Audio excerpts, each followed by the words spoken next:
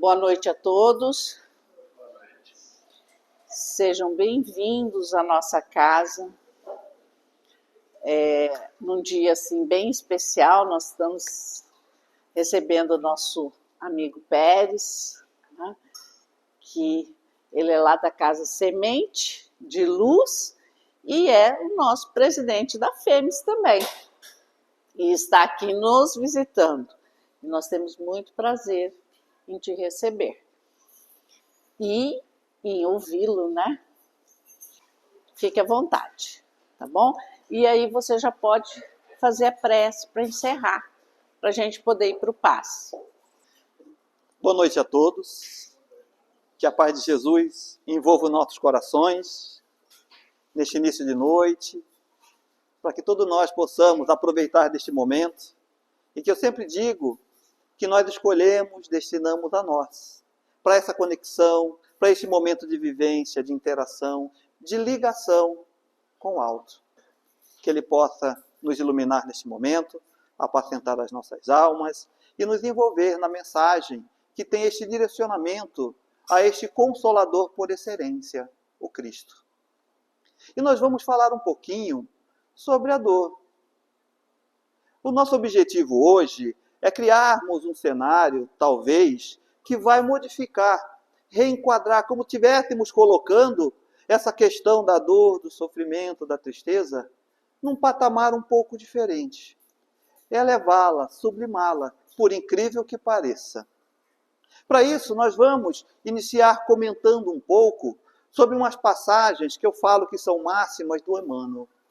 O Espírito Emmanuel traz, na obra Vinha de Luz, algumas frases que eu gostaria que nós gravássemos e ficássemos com ela durante o período em que estivéssemos conversando um pouco.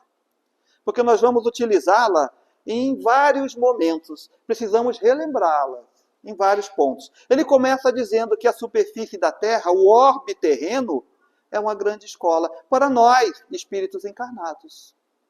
E para os irmãos nossos, nós desencarnados. Então a Terra é essa grande escola. Vamos gravando. E ele continua dizendo que, como numa escola, é impossível, não tem como nós recolhermos ensinamentos se a gente não a pratica, ou melhor, se nós fugirmos às lições.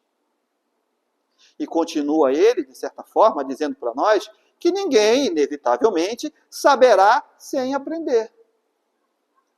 É o trâmite natural de uma grande escola. Só que essa escola, ela é uma escola sublime. Ela é uma escola que traz para nós as vivências necessárias ao desenvolvimento da criatura humana enquanto concepção da criatura divina. Nós, essência, fluxo, centelha deste amor de Deus. É bonito, é belo, não é isso? Quando conseguimos entender que estamos todos nós no processo de aprendizados. E de aprendizado, nós não conseguimos aprender nem aprender se por um acaso não tivermos aqueles que conosco contribuirão e estarão matriculados. Se não tivermos uma escola que tenha professores, se não tiver na escola aqueles que vão tutoriar a nossa trajetória, e assim teremos tantos e tantos e tantos. Porém, nessa trajetória, nós teremos alegrias, mas também nós teremos tristezas. Faz parte do processo evolutivo da criatura humana. Porque temos para todos nós, na essência divina, por misericórdia, nós temos o livre-arbítrio. E falando em livre-arbítrio, eu vou precisar também que nós nos conectemos a conceito, que esse conceito nós temos que tê-lo sempre em nossos corações.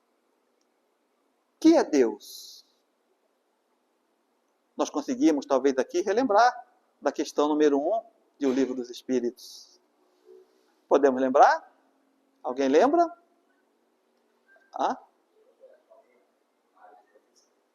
Isso. Inteligência suprema, causa primária de todas as coisas. E como isso traz a todos nós os seus atributos. Alguém lembra de alguns atributos de Deus? Lembram? Justo, nossa, ótimo. Que mais?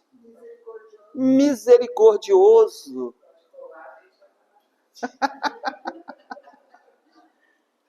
Isso, onipresente, onipotente. Mas esses três aqui, nós vamos gravar, porque nós vamos precisar dele. E eu peço a vocês encarecidamente que não esqueçam. Grave esses três atributos, porque eles servirão para nos alimentar durante essa passagem que teremos aqui nesses breves minutos. E continua, Emmanuel, ele vai nos dizer da seguinte forma, que é indispensável saber sofrer. Porque daí nós vamos conseguir tirar aquilo que nos é benéfico. Porque se não entendermos como é e por que nós passamos por certas necessidades, aquilo vira uma dor inócua. Vira uma dor por ser dor. E vira tristeza, vira melancolia. Então precisamos entender e evocar novamente Emmanuel, dizendo que estamos numa escola e precisamos aprender e apreender. Nós precisamos trazer esses requisitos, atributos de Deus. Se Deus é bom, qual o pai bom que quer o mal ao filho, qualquer que seja? Se ele é justo, não há por que haver algum tipo de dano se não haja uma causa justa.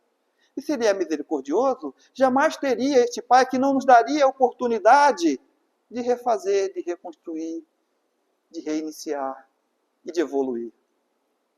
Então, por aí já começamos a delinear que o que nós passamos por algum motivo, ele tem uma razão de ser. E se não esquecermos dos atributos de Deus, nós conseguiremos permear nesta escola divina com louvor e em agradecimento a este Pai. Sabedor que todos nós, assim somos, causadores das nossas dificuldades. Nós vamos semear o nosso caminho, mas jamais teremos as dificuldades de forma plena, eterna. E a doutrina espírita vem nos revelar, vem nos trazer este consolo. Não mais as penas eternas, não mais o céu, não mais o inferno, aquele período da eternidade, mas sim a misericórdia de um Deus bom, justo e misericordioso. A benfeitora Joana de Ângeles também nos traz o reflexo do seu pensamento, dizendo que nas nossas vivências, aonde quer que nós estejamos, durante este período de matrícula no orbe terreno, o mundo ainda de expiação e prova, caminhando, transitando, naquele período de transição, onde estamos saindo num degradê para um mundo de regeneração, nós ainda teremos aflições, natural e inerente. Mas não é por ser simplesmente o ser. Não! Essas aflições, elas servem de uma maneira educadora, como nós vamos ver. Nós vamos perceber que a benfeitora Joana de Ângeles nos traz este conceito, dizendo que, de alguma forma, isso tem o objetivo de nos trazer a reflexão, de buscar um entendimento. À medida que nós evoluímos o nosso pensamento, naturalmente também evolui. À medida que nós vamos transitando no orbe terreno e o orbe terreno evolui, nós também nos elevamos. E nós estamos falando da condição espiritual do ser humano. E nos traz a reflexão para nos fazer uma análise, um conceito, um entendimento dos objetivos que nós temos na Terra. E vamos seguindo um pouquinho mais, porque Emmanuel também vai dizer que nós vamos entender, muitas das vezes, esses percalços, essas dores, essas tristezas, como uma corrigenda. E ele nos diz que essa corrigenda quer dizer aquilo que nos traz ao rumo, se por um acaso nos perdemos do caminho, para nós que estamos vivenciando-a, parece-nos rude, dolorosa, desagradável, amargurosa. Esse é o sentido natural, eminente e rápido que vem aos nossos reflexos mais íntimos. Mas a benfeitora Joana de Ângeles retorna a todos nós e vai dizer que o sofrimento, sim, ele nos traz esses sentidos íntimos. Mas, porém, ele passa a ser um educador. De forma rigorosa, às vezes, dependerá daquele semeador. Mas ele também nos ajuda. Ele é a nossa bússola toda vez que nos desviamos do caminho. Imaginemos nós numa condição natural do corpo orgânico, se não tivéssemos sintomas que nos disséssemos que por um acaso estaríamos executando, fazendo algo que possa causar danos à nossa matéria. digamos, numa maneira mais simples, simplória, pueril de imaginar, hipoteticamente, que eu possa estar em algum ponto e venha a pisar, ou algum objeto aquecido, um ferro, que eu tocar ali, e eu não sentisse o que está ocorrendo. Se não fosse a dor naquele momento, eu não tiraria. Se não fosse a ponta afiada do prego, através das sensibilidades que o organismo nos traz de uma defesa, eu também o machucaria. Então são analogias que às vezes nós não conseguimos fazer por estarmos envolvidos por aquele momento em que é amarguroso para todos nós. Mas se não fossem esses sentidos, nós não teríamos, pela natureza da criatura que nós somos, emanada deste Pai de amor, com leis naturais, como por exemplo da preservação e do progresso, nós não teríamos essa condição de nos defendermos, não teríamos o instinto, ainda necessário para todos nós, porque é ele que nos mantém alerta. Percebe como tem que existir certos gatilhos para nos manter atentos, alertas e preservar a nossa própria essência? Eis alguns sentimentos que nós temos como, muitas das vezes, entre aspas, nossos inimigos. E a benfeitora de Joana de Ângela vem trazer uma reflexão diferente para todos nós. Mas nós podemos retornar um pouquinho demais. Existe uma carta de Pedro. Nesta carta de Pedro, ele tem uma frase que é muito interessante. Ele fala, olha, mas se padece como cristão, não se envergonhe. Antes, glorifique a Deus nesta parte. E tinha uma finalidade esta carta naquele momento que ele transitou, que ele enviou àqueles que estavam sequiosos de entender, porque aquele momento era um momento de dor para aquele determinado grupo, e essa carta tinha uma finalidade muito interessante, isso. Ela tinha o objetivo de manter aquele grupo sobre a fé. Se manter ali naquela condição de firmeza, apesar de todas as provações que aquele grupo passava. Então que mantenhamos a fé. E antes de nós, de alguma forma, colocarmos isso como uma coisa maléfica, vamos pensar um pouquinho. Aí nós precisamos retomar. Nós estamos matriculados onde? Numa escola, onde todos nós temos que aprender. E nós temos aqueles atributos divinos, deste Pai de amor, bondade e justiça. E é necessário trazermos aos nossos corações verdadeiramente esses conceitos. Porque toda vez que perguntamos a outrem, ou quem quer que seja, creis em Deus? E sim, verdadeiramente, sim. Entendes a natureza de Deus para as tuas criaturas, o que Ele é em ti? Sim. Mas tão logo nos defrontamos com alguma adversidade, porque meu ente querido, tantos ali é comigo, porque fizeste isto? Eleva o pensamento e chega a questionar. Quando fazemos isso é porque não entendemos verdadeiramente o que é bom, o que é justo e o que é misericordioso. Nos falta ainda encorpar e nos apoderarmos deste sentido verdadeiro. E assim vamos caminhando, porque estamos matriculados numa escola. E essa escola nos faz prosseguir. Muitos, mas muitos de nós, ainda no orbe terreno, nós, por si próprio, ainda complicamos as nossas trajetórias. Justamente por ainda não sabermos como entender e aproveitar momentos que são importantes para todos nós. Nós podemos então resgatar a história e teremos o nosso modelo. Quem é o nosso modelo? Jesus. Podemos buscar na história como é que o Cristo transitou no orbe terreno. Para ele, com as suas experiências, vivências, com o propósito de nos ensinar, de nos levar a um caminho seguro de ascensão ao Pai, como que ele ultrapassou esse momento? Ele chegou à Terra com um objetivo maior, de nos colocar no caminho seguro em direção ao Pai. Nós vamos encontrar ali nos evangelhos, em particular no evangelho de João, quando ele tinha recém saído da casa de Lázaro, que lá ele estava, após o evento de trazer Lázaro ao convívio social, onde todos ali naquele momento, nas suas várias condições sociais, queriam uns, os fariseus, aprisioná-los, aquilo que era, não pode. Agora sim, aquela turba do qual eles chamavam turba, vão crer neste homem. Nós temos que liquidá-lo. Outros a ovacioná-los, a elevá-lo, percebendo nele aquela grandiosidade pelos seus feitos. E ele, em época, retornando a Jerusalém, onde todos encontrariam por ser Páscoa, ali ele chega aos portões de Jerusalém. E quando ele chega aos portões de Jerusalém, ele se encontrava aquela multidão a gritar, a elevar hosanas, porque estavam ainda embevecidos pelas histórias que ouviram e outros que presenciaram. Porém, tinham aqueles que queriam prendê-lo.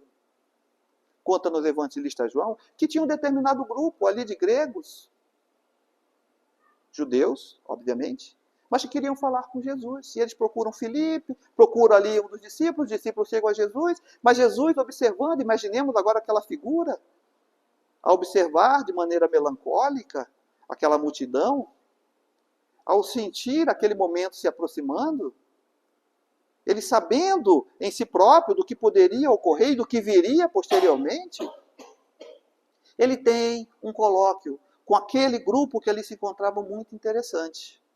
Ele chegava, em suas palavras, nós podemos depois lê-la, ele chega numa parte e diz, chegou a hora de ser glorificado o Filho do Homem. E continua ele nesse colóquio, nessas trocas de palavras e sentimentos, e ele fala justamente uma de suas palavras, dizendo, este é o momento importante da minha vida. Mas o que direi eu? Pai, salva-me desta hora? E ele mesmo responde em ato contínuo, diz, mas para isso vinha essa hora.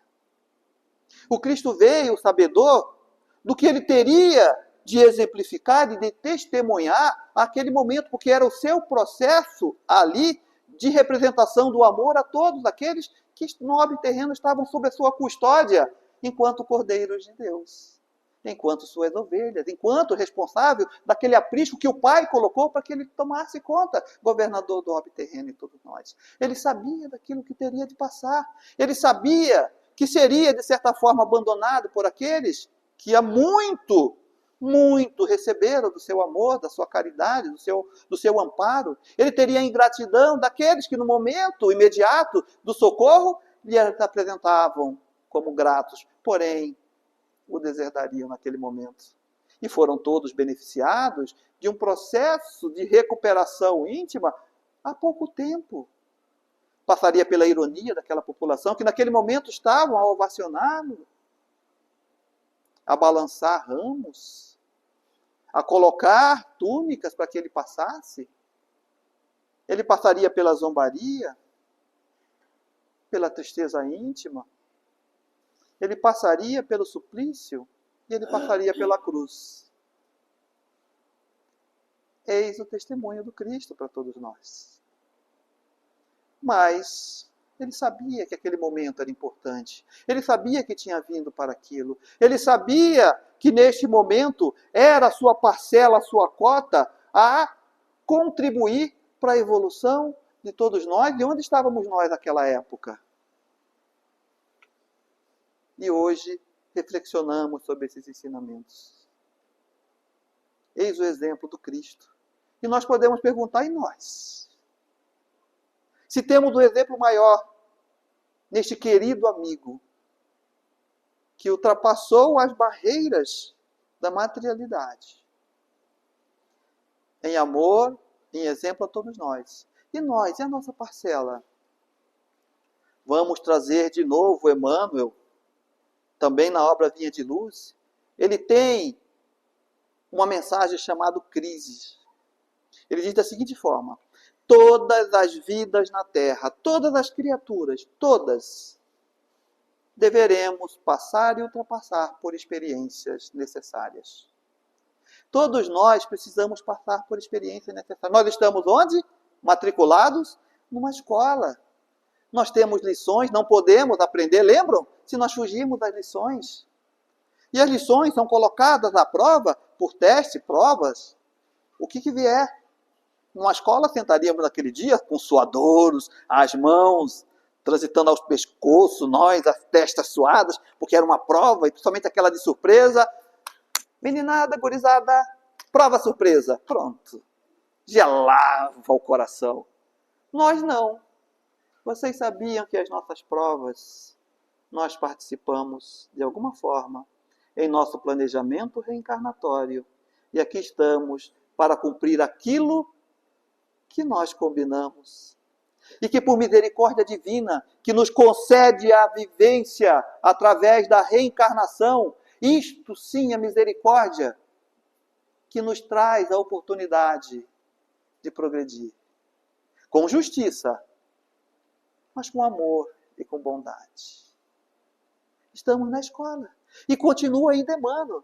Ele fala que todos nós, ao passarmos por esses momentos de crise, que ele chamou de crise, dificuldades, necessidades, dores, sofrimentos, crises. Todos nós, ao passarmos estas crises, decidirão o nosso futuro. Olha como é profundo isso. Nós já não estamos mais no imediatismo, mas nós estamos participando de um progresso, de um processo do qual nós fomos contribuintes. Nós fomos aqueles que de alguma maneira estávamos ali e dissemos, não, se o Pai me conceder e a tarefa eu cumprir, eu serei exitoso neste momento. Olha que coisa boa. Mas podemos estar perguntando, mas tudo bem. Mas por que então que eu ainda tenho dores? Existe alguma causa? Como é que eu posso entender um pouquinho isso? E aí nós temos na doutrina espírita esse véu descerrado de todos nós. E Kardec faz, de alguma forma, no contexto dos seus questionamentos, naquele indicador de aprendizado, ele vai fazer essa pergunta a isso. Dentro de uma questão do Livro dos Espíritos, ali na 859, no seu desdobramento, no item A, no meio das respostas, olha o que os Espíritos falam para Kardec. Vai dizer que qualquer acontecimento que hoje estejamos vivenciando, mas seja ele qualquer que seja, ele será sempre, ou melhor, poderá ser uma consequência de um ato que nós praticamos por livre e espontânea vontade. As nossas vivências e experiências, como efeito, têm origem numa causa. E que essa causa tenha sido praticada, promovida por nós mesmos, por livre e espontânea vontade. Se eu semeio flores, eu colho flores. Mas foi por nossa livre e espontânea vontade. E continua os Espíritos. Por um acaso, queridos e nobres amigos, se por um acaso não houvesses praticados este ato, este acontecimento não teria ocorrido. Se eu não plantei e semeei flores, eu colheria flores? Não. Olha a sutileza da espiritualidade. E nós vamos ter um momento também muito sublime, nós vamos ao Evangelho segundo o Espiritismo. Existe uma mensagem nas instruções dos Espíritos, do Espírito chamado Delfina de Girardin. Isso mesmo, intitulada Desgraça Real. Eu vou colocar essa frase aqui, vamos ver se a gente consegue puxar dela o espírito da letra. Ela diz que a verdadeira desgraça, naquele sentido das crises, das dores, quer saber qual que é a verdadeira dor? Se você reclama da sua, não vamos nem olhar para o Cristo, que nós já trouxemos o Cristo até todos nós, não trouxemos? Já trouxemos o Cristo, já vimos a representação deste modelo e guia. Logo em seguida fizemos a pergunta, e nós? Como é que nós vivenciaríamos? Qual seria a nossa coragem íntima? Sabedores que nós somos participantes dos nossos planejamentos reencarnatórios. E a espiritualidade luminar a época Kardec vem dizer, olha, você colherá o que plantou, ou melhor, o que acontece hoje é porque em algum momento, pela sua livre e espontânea vontade, fosses o causador. E aí esse Espírito vem nos trazer e dizer o seguinte, olha, a verdadeira crise, desgraça, dor, sofrimentos que nós tenhamos, pode estar na consequência de um fato, mais do que no próprio fato. Então ela disse o seguinte, olha, se hoje tem dores ou passa por alguma crise, a consequência grave dela, ela está mais no porvir do que no fato de hoje. Vamos trazer as nossas palavras. Como é que convives com essas crises, com essas tristezas, com essas dores? Como é que convive, a princípio, com essa cruz que o Cristo te convocou e perguntou, quer me seguir? Alguém aqui não segue o Cristo? Todos seguimos o Cristo? O que o Cristo pediu para que nós seguíssemos Ele? Vocês lembram? Quer me seguir? Carrega a tua cruz e vem comigo. Ele não falou, vai com a tua cruz. Ele diz, carrega a tua cruz e me segue. Porque Ele estará com a deles, como nós já vimos. Você estará do lado, não haverá abandono. E sabedores nós que aquela cruz tem o tamanho exato necessário para que nós possamos carregá-la, porque não há fardo pesado para ombros frágeis, senão, vamos retornar? Senão nós não teríamos um Deus bom, justo, misericordioso. Vocês percebem como nós temos um ciclo muito bem fechado no entendimento deste Pai de amor e misericórdia?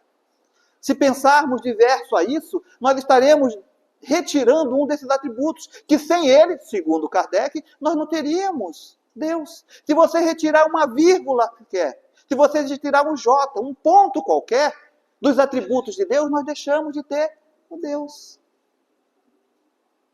Gente, nós não podemos mais alegar ignorância.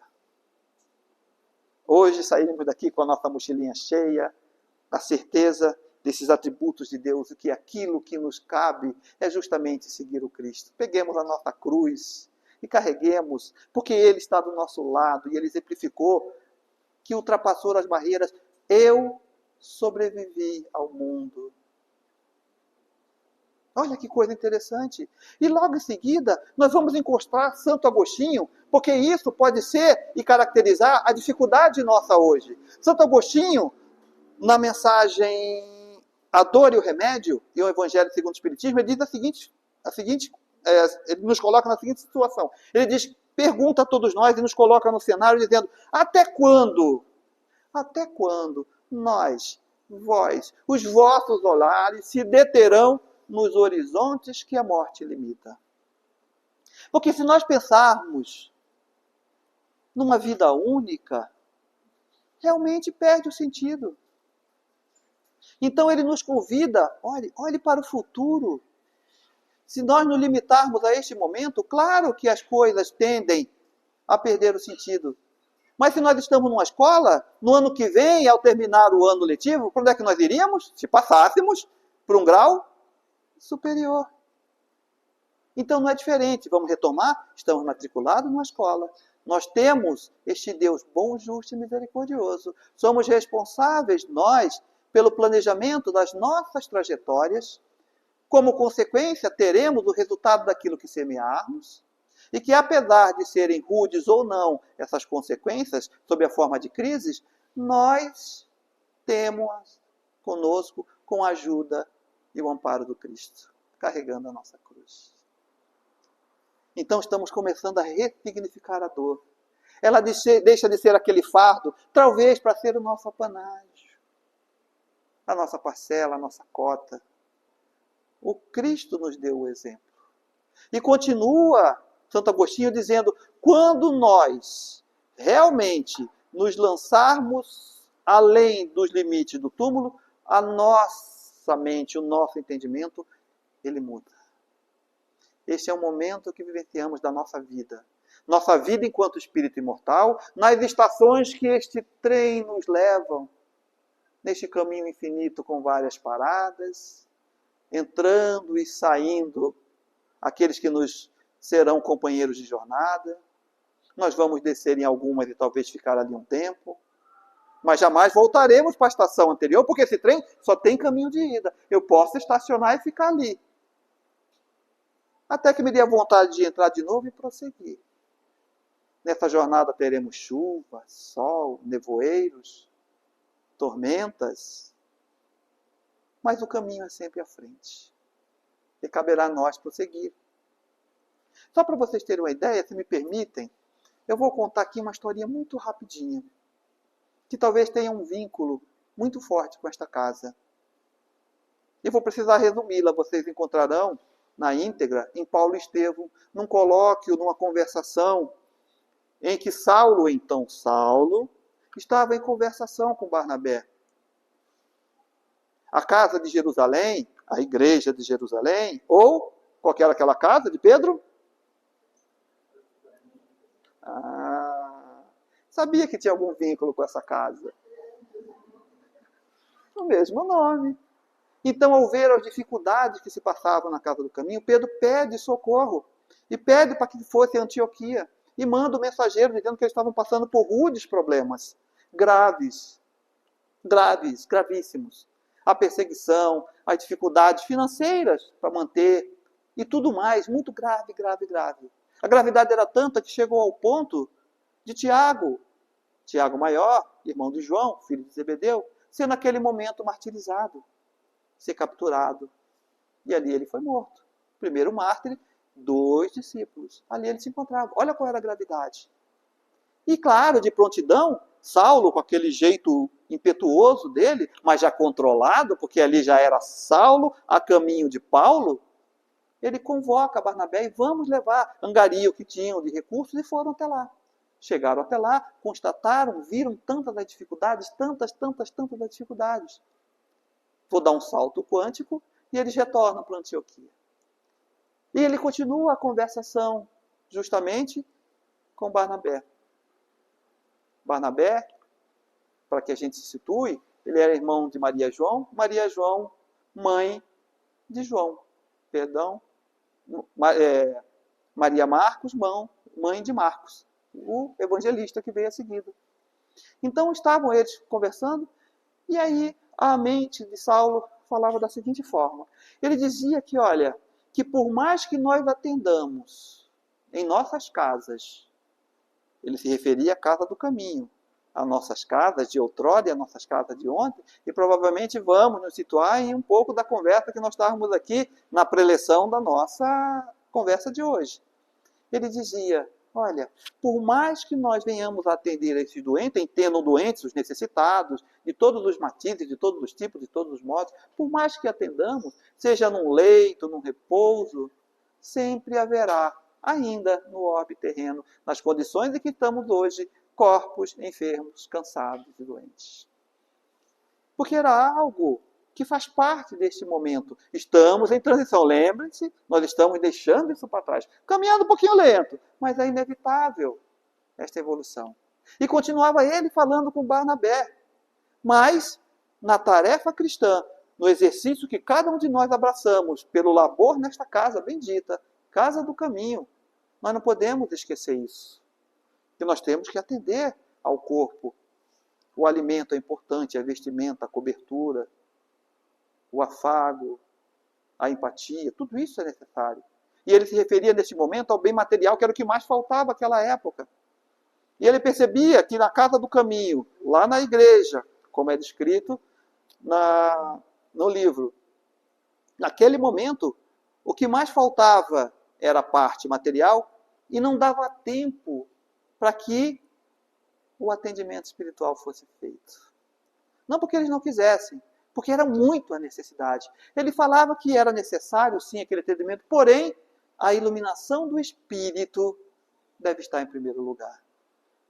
Comentávamos há pouco esse processo de mudança natural do meio em que nós atuamos.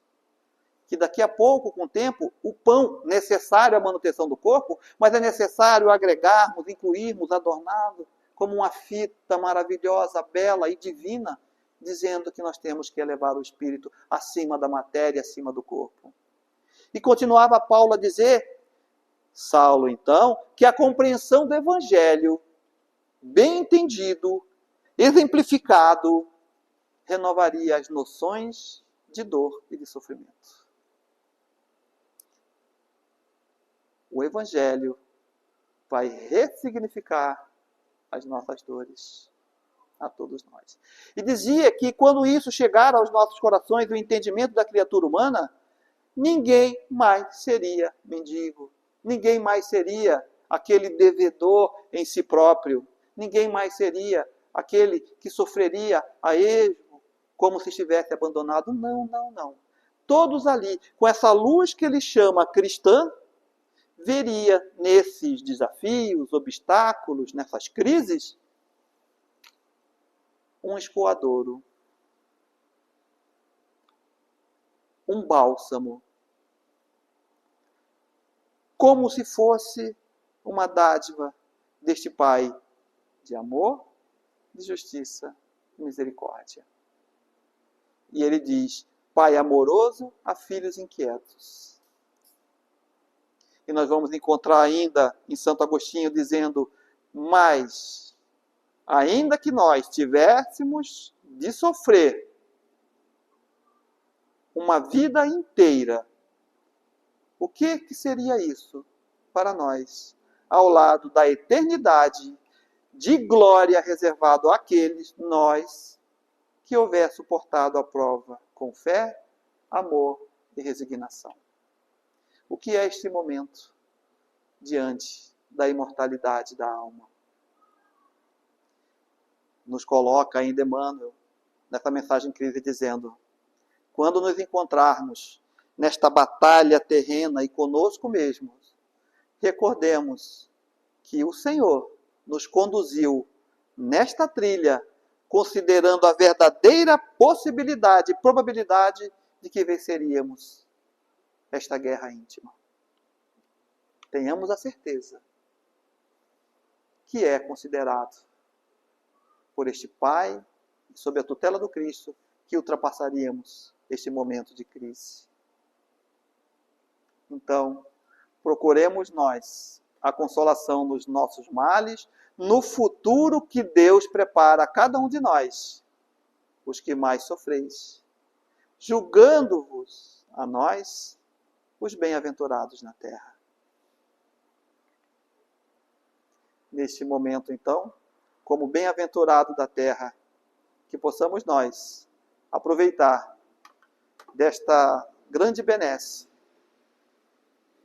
do Pai a todos nós, nos dando oportunidade do refazimento, e que entendamos que, apesar das crises, das dores, são essas as sementes do amor, da bondade, da justiça e da caridade, de um Pai amoroso a filhos amados. Mantenhamos fé, que é a chama, o óleo que mantém acesa essa centelha da esperança. Que Deus, então, sempre nos abençoe e que Jesus, este divino pastor, esteja sempre nos acompanhando e nos iluminando. Gratidão a todos vocês por esse momento, essa oportunidade de reflexão. E desejo de muita paz a todos. E a esta casa, que é a casa do caminho. Gratidão a todos. Então vamos todos nós, aproveitando deste momento, que profundamente nos envolve o coração, rogando a Ti, amado Mestre, médico de nossas almas, que sempre ao nosso lado esteja ombreando-nos, Senhor, nos desafios que temos terrenos. Mas que saibamos que conosco sempre estás. Que o Teu pensamento de amor e fraternidade para com todos os seus irmãos possa ser elevado a este Pai de misericórdia e bondade, para todos nós, seus filhos diletos. E em uníssonos, rogamos, graças a Ti, amado Pai, para que nos abençoe na jornada, abençoe os nossos lares, os nossos familiares. E a Ti, querido amigo Jesus, ao concluir as atividades desta casa, ao retornarmos aos nossos lares, que a Tua paz permaneça conosco. Que a Tua paz envolva cada uma dessas criaturas que laboram nesta casa bendita. Que esta casa seja sempre o caminho, Senhor, ao qual recorremos quando necessitamos do Teu amparo. Que esta casa seja sempre o caminho a nos guiar, Senhor, à evolução íntima em direção a Ti. Que esta casa seja o caminho iluminado em direção a Deus. E assim rogamos, Senhor, que permaneça conosco, hoje e sempre. Que assim seja.